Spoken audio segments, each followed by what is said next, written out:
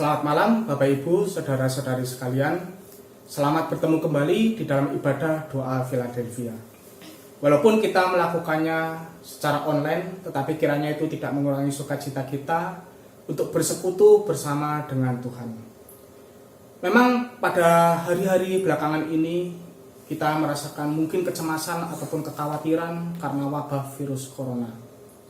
Dan saya juga ingat ketika awal-awal wabah ini melanda Indonesia, banyak orang Kristen yang juga berdebat apakah boleh ibadah dilakukan secara online. Dan bahkan ada sebagian dari orang-orang Kristen yang merasa bahwa virus corona ini tidak akan mampu menjangkiti anak-anak Tuhan. Tetapi setelah keadaan semakin memburuk, dan juga kita mendengar sendiri dari berita, banyak dokter meninggal, banyak hamba Tuhan meninggal, mereka mulai memikirkan ulang teologi mereka. Ternyata virus corona ini bisa menjangkiti siapapun, termasuk juga anak-anak Tuhan.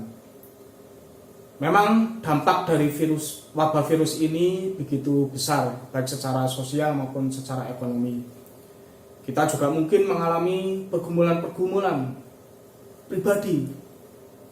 Dan juga mungkin secara teologis kita bertanya-tanya, mengapa Tuhan membiarkan ini semuanya terjadi? Mengapa banyak anak Tuhan yang menjadi korban? Tetapi sebenarnya ada satu pertanyaan lagi yang lebih rumit dibanding sekadar apakah anak-anak Tuhan bisa mengalami penderitaan atau tidak. Pertanyaan itu adalah, bagaimana jika orang-orang yang percaya kepada Tuhan hidupnya menderita, tetapi justru orang-orang yang tidak percaya kepada Tuhan hidupnya malah kelihatan makmur.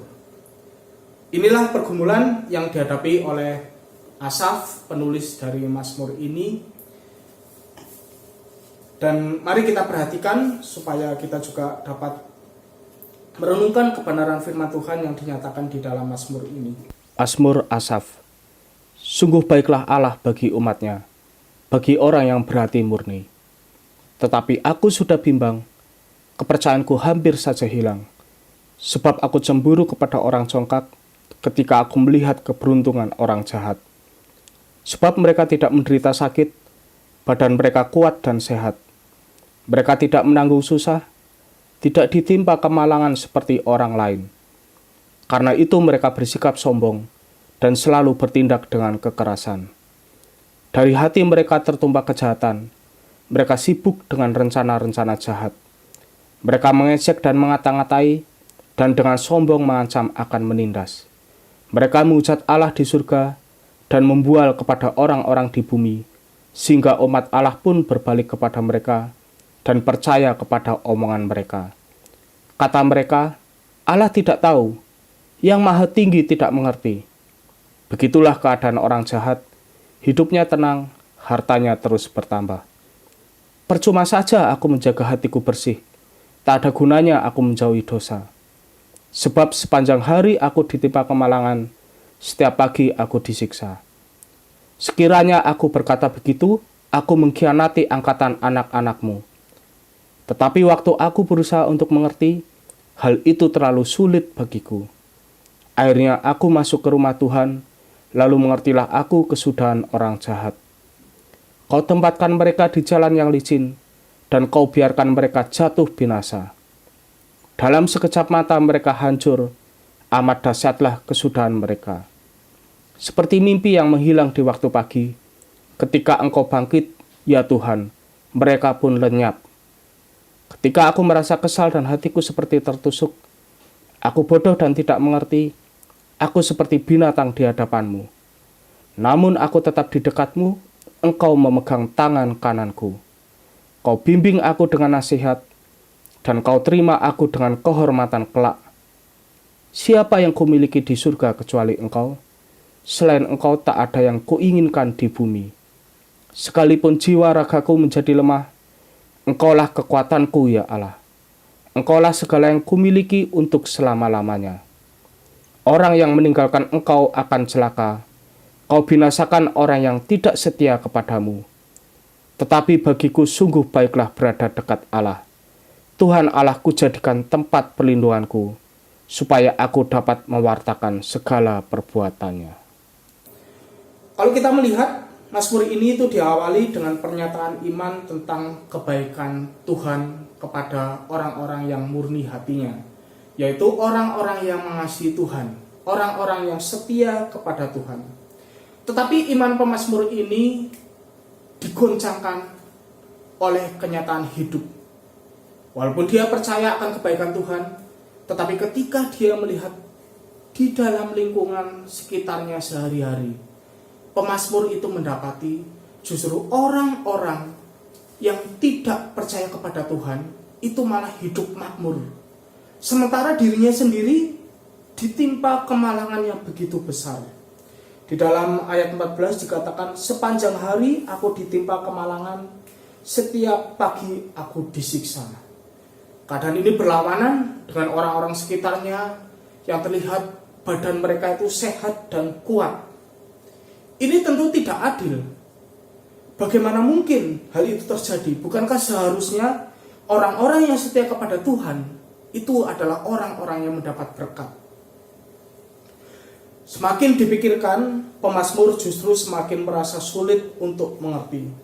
Sampai-sampai pemazmur merasa bimbang dan imannya itu hampir saja hilang. Di dalam ayat 2 dikatakan demikian. Dan kejadian seperti ini mungkin juga pernah kita rasakan.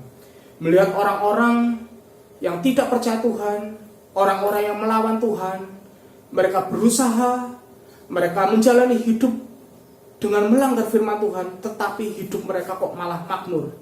Sementara kita sendiri yang betul-betul menjaga supaya hidup kita ada di dalam kehendak Tuhan, malah mengalami penderitaan. Hal semacam ini itu sangat sulit, tidak mudah untuk kita cerna. Tetapi dari bagian ini kita bisa menarik satu pemahaman teologis yang penting, yaitu Alkitab mengajarkan bahwa tidak ada orang yang kebal dengan penderitaan, termasuk anak-anak Tuhan. Mengapa demikian? Karena baik orang-orang yang percaya kepada Tuhan maupun orang-orang yang tidak percaya kepada Tuhan, kita itu sama-sama tinggal di dalam dunia yang sudah jatuh dalam dosa. Oleh sebab itu, jangan mengharapkan bahwa keadilan itu akan terus ditegakkan sepenuhnya di dalam dunia yang sudah rusak ini. Oleh sebab itu, jangan jadikan keadaan jasmani kita sebagai ukuran apakah Tuhan berkenan kepada hidup kita atau tidak. Jika pada saat ini kita mengalami kenyamanan, hidup kita terlihat baik-baik saja, kita makmur, itu tidak secara otomatis berarti Tuhan itu menyertai jalan hidup kita. Demikian pula sebaliknya, jika pada saat ini kita mengalami penderitaan, hidup kita banyak kesusahan, itu juga tidak berarti Tuhan meninggalkan kita. Nah, inilah satu hal yang penting yang dinyatakan di dalam bagian pertama Mazmur 73 ini. Lalu, apa yang harus kita lakukan ketika kita mengalami seperti apa yang dialami oleh pemazmur? Pada bagian selanjutnya, pemazmur mengajarkan untuk fokus kepada Tuhan, bukan fokus pada masalah. Pemazmur merasakan sendiri ketika dia semakin fokus pada masalah, maka semakin berat pula beban pikirannya. Tetapi akhirnya pemazmur mengalami titik balik. Kalau kita membaca pada ayat ke-17, di situ dikatakan, akhirnya aku masuk ke rumah Tuhan, lalu mengertilah aku kesudahan orang jahat. Pemazmur tadinya bingung melihat keadaan di sekitar dia. Tetapi setelah dia datang ke rumah Tuhan, pemazmur mendapatkan hikmat. Pemazmur sadar bahwa walaupun orang-orang fasik, mereka yang melawan Tuhan, itu bisa kelihatan hidupnya makmur, tetapi sebenarnya apa yang mereka nikmati adalah hal yang fana. Dan akhir hidup mereka itu sebenarnya menuju ke dalam kebinasaan. Tetapi orang yang setia kepada Tuhan itu akan mendapatkan berkat yang kekal, berkat yang abadi, yaitu Tuhan sendiri. Nah, kita mau pilih yang mana? Apakah kita akan mengejar hal yang fana, menuju kebinasaan, ataukah kita mengejar hal yang kekal? Ekonomi boleh berubah, kesehatan boleh berubah, hidup boleh berakhir, Tetapi ingat, Tuhan ada untuk selama-lamanya. Dan karena itulah sesungguhnya satu-satunya pribadi yang bisa kita sandarkan, yang layak kita kejar adalah Tuhan sendiri. Inilah yang menjadi kekuatan kita sebagai orang percaya, seperti nasihat Rasul Paulus di dalam 2 Korintus 4 ayat 18. Sebab kami tidak memperhatikan yang kelihatan, melainkan yang tak kelihatan. Karena yang kelihatan adalah sementara, sedangkan yang tak kelihatan adalah kekal. Kalau kita mencermati isi dan juga struktur dari Mazmur ini, kita bisa melihat bahwa Mazmur ini sangat tepat jika digolongkan ke dalam Mazmur hikmat atau kebijaksanaan. Pemazmur mengalami beban pikiran yang begitu berat melihat kenyataan hidup yang sepertinya sangat tidak adil. Dan itu sangat mungkin juga untuk kita alami di dalam kehidupan kita sehari-hari. Oleh sebab itu, hikmat Tuhan itu sangat penting untuk kita dapatkan, sehingga kita juga memiliki keyakinan yang kokoh seperti pemazmur. Kita tidak goyah menghadapi kenyataan hidup ataupun peristiwa-peristiwa berat yang kita alami di dalam kehidupan kita sehari-hari. Pemazmur tahu bahwa Tuhan satu-satunya yang layak dijadikan tempat pelindungan. Dan inilah yang dinyatakan di dalam akhir dari Mazmur ini. Tuhan lebih baik dibanding apapun juga yang ada di dalam dunia ini. Nah, Bapak Ibu, saudara-saudari sekalian, di dalam masa Prapaskah ini kita kembali diingatkan akan pengorbanan Tuhan Yesus Kristus di atas kayu salib. Kita mengerti bahwa Tuhan rela menjalani kehidupan yang sungguh sulit. Karena apa? Karena Tuhan Yesus sebagai sumber hikmat, Dia tahu bahwa satu-satunya hidup yang layak untuk dijalani di dalam dunia ini adalah hidup taat kepada kehendak Tuhan. Pada akhir hidup kita nanti kita semua akan menghadap Tuhan. Oleh sebab itu, satu-satunya hal yang layak kita jalani di dalam kehidupan ini adalah menjalankan kehendak Tuhan, tidak ada yang lain. Walaupun dengan demikian kita itu bisa mengalami penderitaan ataupun mengalami ketidakadilan seperti yang juga dialami oleh pemazmur dalam Mazmur 73 ini. Dan kita ingat bahwa pengorbanan Tuhan Yesus Kristus di atas kayu salib itulah yang akan memampukan kita untuk taat, itulah yang menjadikan kita jaminan kemenangan bahwa apapun yang akan terjadi, Tuhan akan terus menopang kita, kasih setianya itu tidak akan berubah. Oleh sebab itu, di tengah masa yang sangat menantang iman kita ini, marilah kita ingat bahwa satu hal yang tidak boleh kita tinggalkan adalah menjaga relasi dengan Tuhan. Itulah yang dialami oleh pemazmur ketika dia masuk ke dalam rumah Tuhan. Jadi, sisihkan waktu teduh untuk merenungkan Alkitab, sisihkan waktu untuk berdoa, bersekutu bersama-sama menggali firman Tuhan, mendoakan satu sama lain. Karena tanpa itu, kita itu akan mudah goyah mendengar berita-berita dari luar sana.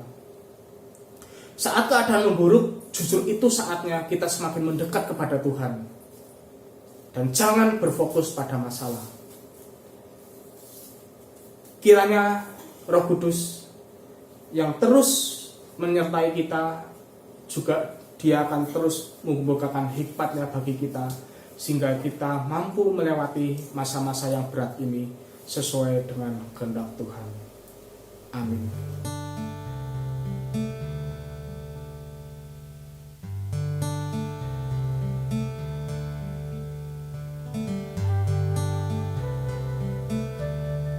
Shalom, selamat malam. Berikut adalah pokok doa syafaat yang bisa kita panjatkan pada malam hari ini. Dipersilahkan untuk mencatat atau men-screenshot tayangan ini. Tayangan video ini akan berakhir dan Bapak Ibu dipersilahkan untuk berdoa selama 30 menit ke depan.